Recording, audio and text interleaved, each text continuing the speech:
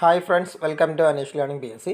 ഇന്ന് നമ്മൾ ഡിസ്കസ് ചെയ്യുന്നത് പ്രീവിയസ് ഇയറിലെ ക്വസ്റ്റ്യൻ പേപ്പറാണ്. LDCക്കും LGSുമായി ബന്ധപ്പെട്ട് പ്രീവിയസ് ഇയറിൽ ചോദിച്ചിട്ടുള്ള ചോദ്യങ്ങളാണ് നോക്കുന്നത്. മുൻപിൽ ഇതിൻ്റെ ഒരു പാർട്ട് ഇട്ടിട്ടുണ്ടായിരുന്നു. അപ്പോൾ അതിൻ്റെ ലിങ്ക് ഞാൻ ഡിസ്ക്രിപ്ഷനിൽ ചേർക്കാം, നിങ്ങൾക്ക് അതിലൂടെ കാണാവുന്നതാണ്. ഇത് രണ്ടാമത്തെ പാർട്ടാണ്. ഓക്കെ, ആദ്യത്തെ ചോദ്യം, അരയ സമാജം സ്ഥാപിച്ചത് ആര്? Answer option D, Pandit KP Karuppan.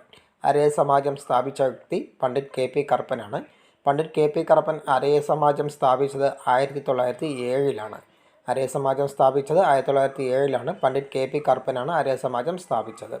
അടുത്തത്, തണ്ണീർമുക്കം ബണ്ട് സ്ഥിതി ചെയ്യുന്നത് ഏത് കായലിലാണ്? ആൻസർ ഓപ്ഷൻ എ, വേമ്പനാട്ട് കായൽ. തണ്ണീർമുക്കം ബണ്ട് സ്ഥിതി ചെയ്യുന്ന കായൽ ഏതാണെന്ന് ചോദിച്ചാൽ വേമ്പനാട്ട് കായലാണ്. അതുപോലെ തന്നെ തോട്ടപ്പള്ളി സ്പിൽവേ സ്ഥിതി ചെയ്യുന്ന കായൽ ഏതാണെന്ന് ചോദിച്ചാലും വേമ്പനാട്ട് കായൽ തന്നെയാണ്. ഇത് രണ്ടും, തണ്ണീർമുക്കം ബണ്ടും തോട്ടപ്പള്ളി സ്പിൽവേയും കുട്ടനാടുമായി ബന്ധപ്പെട്ടാണ്. വേമ്പനാട്ട് കായലിലാണ് സ്ഥിതി ചെയ്യുന്നത്. അതായത് വേമ്പനാട്ട് കായലിൽ നിന്ന് ഉപ്പ് വെള്ളവും കയറാതിരിക്കാനും അതുപോലെ തന്നെ വെള്ളപ്പൊക്കം തടയാനുമായിട്ട് നിർമ്മിച്ചിരിക്കുന്നതാണ് തണ്ണീർമുക്കം ബണ്ടും തോട്ടപ്പള്ളി സ്പിൽവേയും. അടുത്തത്, സഹോദരൻ അയ്യപ്പൻ സ്മാരകം സ്ഥിതി ചെയ്യുന്നത് എവിടെ? Answer option A, Cherai. Sahodaran Ayyappan സ്മാരകം സ്ഥിതി ചെയ്യുന്നത് ചേറായിയിലാണ്. അതുപോലെ തന്നെ കുറച്ച് പ്രമുഖരായ വ്യക്തികളുടെ സ്മാരകങ്ങൾ പഠിച്ചു വയ്ക്കണം. തുഞ്ചൻ സ്മാരകം സ്ഥിതി ചെയ്യുന്നത് തിരൂരാണ്. മലപ്പുറം ജില്ലയിലെ തിരൂരാണ് തുഞ്ചൻ സ്മാരകം സ്ഥിതി ചെയ്യുന്നത്. കുഞ്ചൻ നമ്പ്യാർ സ്മാരകം സ്ഥിതി ചെയ്യുന്നത് അമ്പലപ്പുഴയും കൽക്കത്ത ഭവനം പാലക്കാടുമാണ്.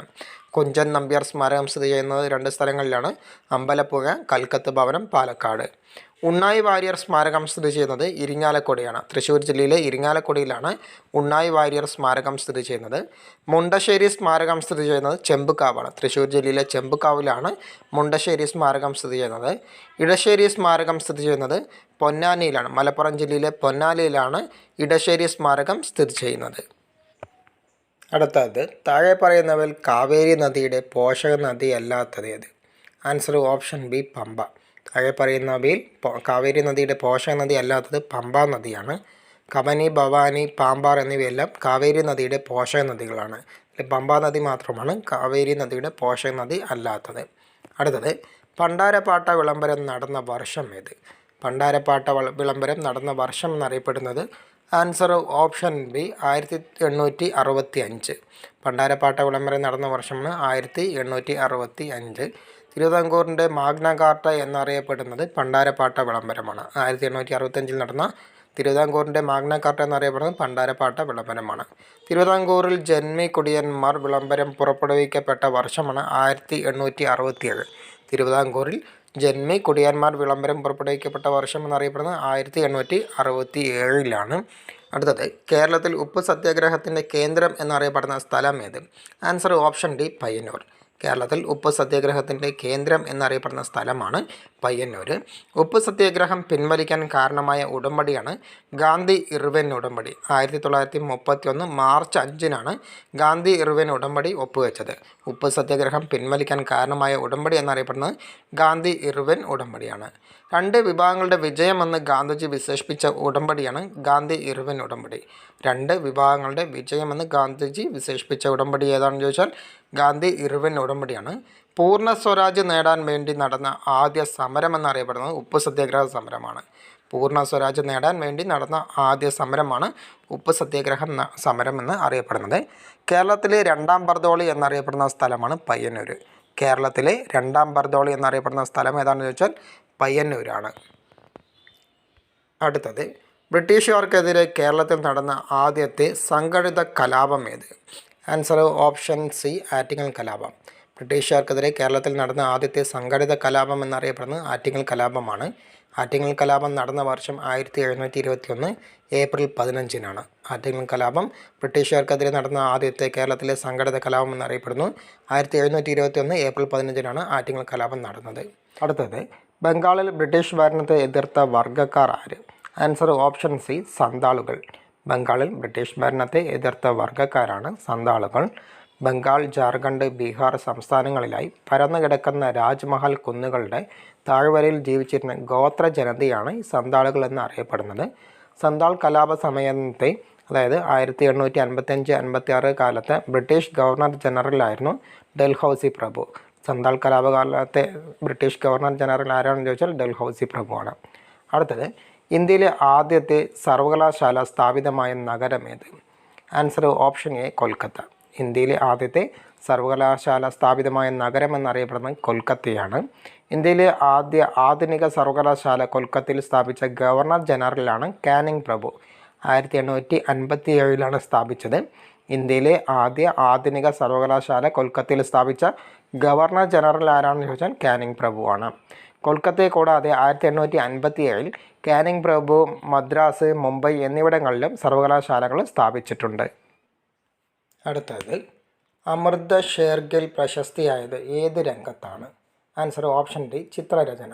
അമൃത ഷേർഗിൽ പ്രശസ്തിയായത് ഏത് രംഗത്താണെന്ന് ചോദിച്ചാൽ ചിത്രരചനയാണ്. അടുത്തത് നിൽ ദർപ്പൺ എന്ന നാടകം രചിച്ചതാര്? ആൻസർ ഓപ്ഷൻ സി ദീനബന്ധു മിത്ര. നീൽ ദർപ്പൺ എന്ന നാടകം രചിച്ച വ്യക്തിയാണ് ദീനബന്ധു മിത്ര. അടുത്തത് ബാലഗംഗാധര തിലകനെക്കുറിച്ച് ഇന്ത്യൻ അസ്വസ്ഥതയുടെ പിതാവ് എന്ന പുസ്തകം എഴുതിയ ബ്രിട്ടീഷുകാരൻ ആര്? Answer option B Valentine Chirol. Valentine Chirol ആണ് ബാലഗംഗാധര തിലകനെക്കുറിച്ച് ഇന്ത്യൻ അസ്വസ്ഥതയുടെ പിതാവ് എന്ന് പുസ്തകം എഴുതിയത്. ആധുനിക ഇന്ത്യയുടെ സൃഷ്ടാവ് എന്ന് ഗാന്ധിജി ബാലഗംഗാധര തിലകനെ വിശേഷിപ്പിച്ചു. ഇന്ത്യൻ വിപ്ലവങ്ങളുടെ പിതാവ് എന്ന് ജവഹർലാൽ നെഹ്റു ബാലഗംഗാധര തിലകനെ വിശേഷിപ്പിച്ചു. ആധുനിക ഇന്ത്യയുടെ സൃഷ്ടാവ് എന്ന് ഗാന്ധിജി ബാലഗംഗാധര തിലകനെ വിശേഷിപ്പിച്ചത്. ഇന്ത്യൻ വിപ്ലവങ്ങളുടെ പിതാവ് എന്ന് ജവഹർലാൽ നെഹ്റു ബാലഗംഗാധര തിലകനെ വിശേഷിപ്പിച്ചത്. അടുത്തത് ഇന്ത്യൻ സ്വാതന്ത്ര്യ സമരത്തിലെ ദക്ഷിണേന്ത്യയിലെ ആദ്യത്തെ രക്തസാക്ഷി എന്നറിയപ്പെടുന്നത് ആര്? Answer option B Vanchi Iyer. 1911 Indian സ്വാതന്ത്ര്യ സമരത്തിലെ ദക്ഷിണേന്ത്യയിലെ ആദ്യത്തെ രക്തസാക്ഷി എന്നറിയപ്പെടുന്നത് വാഞ്ചി അയ്യറാണ്. വാഞ്ചി അയ്യർ ഉൾപ്പെട്ട ഗൂഢാലോചന എന്നറിയപ്പെടുന്നത് തിരുനെൽവേലി ഗൂഢാലോചനയാണ്. തിരുനെൽവേലി ഗൂഢാലോചന നടന്ന വർഷം 1911. ഇന്ത്യൻ സ്വാതന്ത്ര്യ സമരത്തിലെ ദക്ഷിണേന്ത്യയിലെ ആദ്യത്തെ രക്തസാക്ഷി എന്നറിയപ്പെടുന്നത് വാഞ്ചി അയ്യറാണ്. അടുത്തത് വിക്രം സാരാഭായ് സ്പേസ് സെൻറ്റർ സ്ഥിതി ചെയ്യുന്നത് അവിടെ? Answer option A Thiruvananthapuram. Vikram Sarabhai space centre സ്ഥിതി ചെയ്യുന്നത് തിരുവനന്തപുരത്തെ തുമ്പയാണ്. അടുത്തത് സംസ്ഥാന പുനഃസംഘടനാ കമ്മീഷൻ അംഗങ്ങളിൽ പെടാത്തത് ആര്? Answer option B Potti Sriramulu. സംസ്ഥാന പുനഃസംഘടനാ കമ്മീഷൻ അംഗങ്ങളിൽ പെടാത്ത വ്യക്തിയാണ് പോറ്റി ശ്രീരാമലു. 1946-48 കാലഘട്ടത്തിൽ നെല്ലൂരിലെ ക്ഷേത്രങ്ങളിൽ ദളിതർക്ക് ക്ഷേത്രപ്രവേശനം ലഭിക്കാനായി നിരാഹാര സമരം നടത്തിയ വ്യക്തിയാണ് പോറ്റി ശ്രീരാമലു. 1946 മുതൽ 48 കാലഘട്ടത്തിൽ നെല്ലൂരിലെ ക്ഷേത്രങ്ങളിൽ ദളിതർക്ക് ക്ഷേത്രപ്രവേശനം ലഭിക്കാനായി നിരാഹാര സമരം നടത്തിയ വ്യക്തിയാണ് പോറ്റി ശ്രീരാമലു. അടുത്തത് ഭൂമിയിൽ നിന്നും ഏറ്റവും അകലെ എത്തിയ ഇന്ത്യൻ നിർമ്മിത പേടകം ഏത്? Answer option D Mangalyaan. ഭൂമിയിൽ നിന്നും ഏറ്റവും അകലെ എത്തിയ ഇന്ത്യൻ നിർമ്മിത പേടകം എന്നറിയപ്പെടുന്നത് മംഗൾയാനാണ്. സൂര്യനെക്കുറിച്ച് പഠിക്കാനായി ISROയുടെ ബഹിരാകാശ ദൗത്യം എന്നറിയപ്പെടുന്നത് ആദിത്യ L1 സൂര്യനെക്കുറിച്ച് പഠിക്കാനായിട്ടുള്ള ISROയുടെ ബഹിരാകാശ ദൗത്യമാണ് ആദിത്യ L1. അടുത്തത് ദേശീയ സമ്മതിദാന ദിനം എന്ന്? ആൻസർ ഓപ്ഷൻ എ ജനുവരി 25. ദേശീയ സമ്മതിദാന ദിനം എന്നറിയപ്പെടുന്നത് ജനുവരി 25. അടുത്തത് ഗാന്ധിജി ക്വിറ്റ് ഇന്ത്യ എന്ന മുദ്രാവാക്യം മുഴക്കിയ വർഷം ഏത്? Answer option C 1942. Gandhiji quit India എന്ന മുദ്രാവാക്യം മുഴക്കിയ വർഷമാണ് 1942. ക്വിറ്റ് ഇന്ത്യ മുദ്രാവാക്യം സംഭാവന ചെയ്തതാരാണെന്ന് ചോദിച്ചാൽ യൂസഫ് മെഹ്റലിയാണ്. ക്വിറ്റ് ഇന്ത്യ എന്ന മുദ്രാവാക്യം സംഭാവന ചെയ്തത് യൂസഫ് മെഹ്റലി. ക്വിറ്റ് ഇന്ത്യ സമരവുമായി ബന്ധപ്പെട്ട് കോൺഗ്രസ് നേതാക്കളെ അറസ്റ്റ് ചെയ്യാൻ ബ്രിട്ടീഷ് ഗവൺമെൻറ് നടപ്പിലാക്കിയ പദ്ധതിയാണ് operation thunder bolt. Quit India സമരവുമായി ബന്ധപ്പെട്ട് കോൺഗ്രസ് നേതാക്കളെ അറസ്റ്റ് ചെയ്യുവാൻ ബ്രിട്ടീഷ് ഗവൺമെൻറ് നടപ്പിലാക്കിയ പദ്ധതി എന്നറിയപ്പെടുന്നത് ഓപ്പറേഷൻ തണ്ടർ ബോൾട്ടാണ്. ഭാരത പ്രമേയം എന്നറിയപ്പെടുന്നത് ക്വിറ്റ് ഇന്ത്യ പ്രമേയമാണ്. ഭാരത പ്രമേയം എന്നറിയപ്പെടുന്ന പ്രമേയം ഏതാണെന്ന് ചോദിച്ചാൽ ക്വിറ്റ് ഇന്ത്യ പ്രമേയമാണ്. അടുത്തത് ചോർച്ച സിദ്ധാന്തത്തിൻ്റെ ഉപജ്ഞാതാവ് ആര്? Answer option A Dadabhai Naoroji. ചോർച്ച സിദ്ധാന്തത്തിൻ്റെ ഉപജ്ഞാതാവ് എന്നറിയപ്പെടുന്നത് ദാദാഭായ് നവറോജിയാണ്.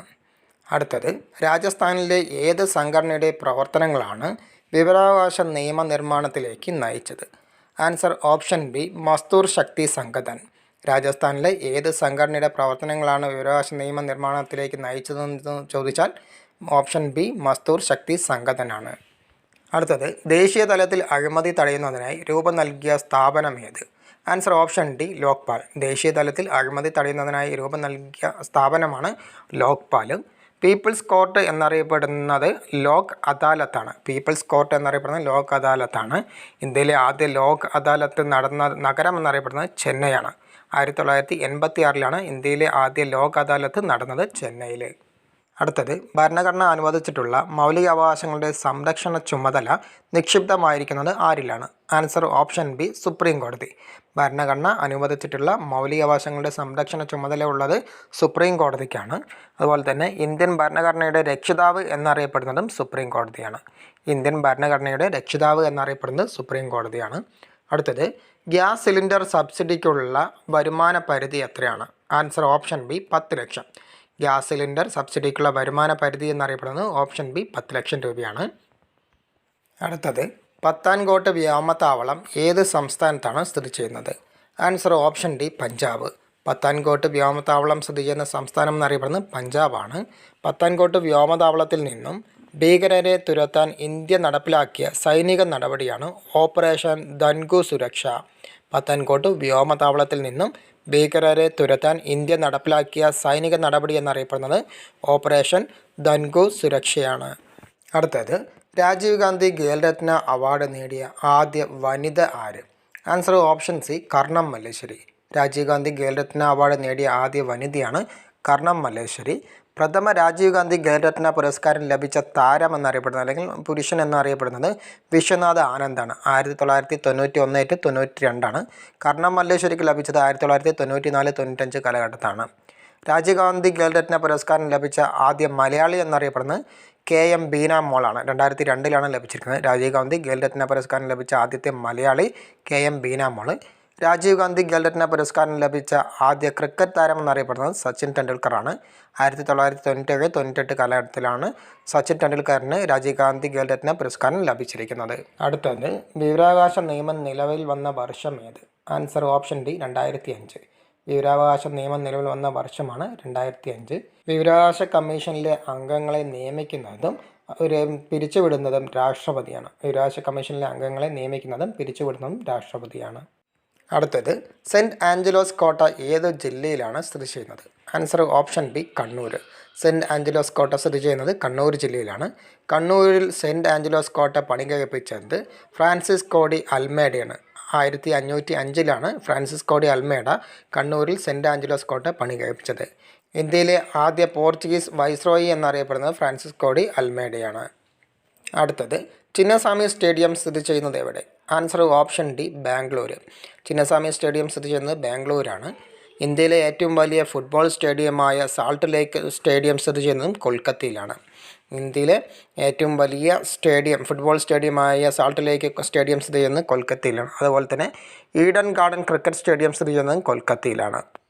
അടുത്തത് ഇന്ത്യയിൽ ഏറ്റവും അധികം പോഷക നദികളുള്ളത് ഏത് നദിക്കാണ്? Answer option D Ganga. Ganga നദിക്കാണ് ഇന്ത്യയിൽ ഏറ്റവും അധികം പോഷക നദികളുള്ളത്. ഗംഗയുടെ പോഷക നദികളിൽ ഏറ്റവും പടിഞ്ഞാറ് നിന്നും ഉത്ഭവിക്കുന്ന നദിയാണ് യമുന നദി. ഗംഗയുടെ പോഷക നദികളിൽ നിന്നും ഏറ്റവും പടിഞ്ഞാറ് നിന്ന് ഉത്ഭവിക്കുന്ന നദി ഏതാണെന്ന് ചോദിച്ചാൽ യമുന നദിയാണ്. കാളന്തി എന്നറിയപ്പെടുന്ന നദിയാണ് യമുന നദി. അടുത്തത് ഇന്ത്യൻ നാഷണൽ കോൺഗ്രസിൻ്റെ ഏത് സമ്മേളനത്തിലാണ് ദേശീയഗാനം ആദ്യമായി പാടിയത്? Answer option D Kolkata. Indian national കോൺഗ്രസിൻ്റെ കൊൽക്കത്ത സമ്മേളനത്തിലാണ് ദേശീയഗാനം ആദ്യമായി പാടിയത്. ദേശീയഗാനമായ ജനഗണമന ആദ്യമായി ആലപിക്കപ്പെട്ട കോൺഗ്രസ് സമ്മേളനം 1911 നടന്നത്. കൊൽക്കത്ത സമ്മേളനമാണ് 1911 കോൺഗ്രസ് സമ്മേളനത്തിലാണ് ദേശീയഗാനമായ ജനഗണമന ആദ്യമായി ആലപിച്ചത്. ഇന്ന് നമ്മൾ ഡിസ്കസ് ചെയ്തത് പ്രീവിയസ് ഇയറിലെ ക്വസ്റ്റ്യൻ പേപ്പറിലെ രണ്ടാമത്തെ പാർട്ടാണ്. ഇന്നത്തെ വീഡിയോ നിങ്ങൾക്ക് പ്രയോജനപ്പെട്ടെന്ന് വിചാരിക്കുന്നു. വീഡിയോ ഇഷ്ടപ്പെട്ടെങ്കിൽ വീഡിയോ ഒന്ന് ലൈക്ക് ചെയ്യുക. അതുപോലെ തന്നെ നിങ്ങളുടെ സുഹൃത്തുക്കളെയും ഷെയർ ചെയ്യുക. ഈ ചാനൽ ആദ്യമായിട്ട് കാണുന്നവരാണെങ്കിൽ ചാനൽ സബ്സ്ക്രൈബ് ചെയ്യുക. തൊട്ടടുത്തുള്ള ബെല്ലൈക്കണിലുള്ള ആളെന്ന ഓപ്ഷൻ കൂടി എനേബിൾ ചെയ്ത് വെച്ചാൽ ഞാനിടുന്ന വീഡിയോസിൽ നിങ്ങൾക്ക് നോട്ടിഫിക്കേഷൻ ലഭിക്കുന്നതാണ്. പുതിയൊരു ടോപ്പിക്കുമായി വീണ്ടും കാണാം.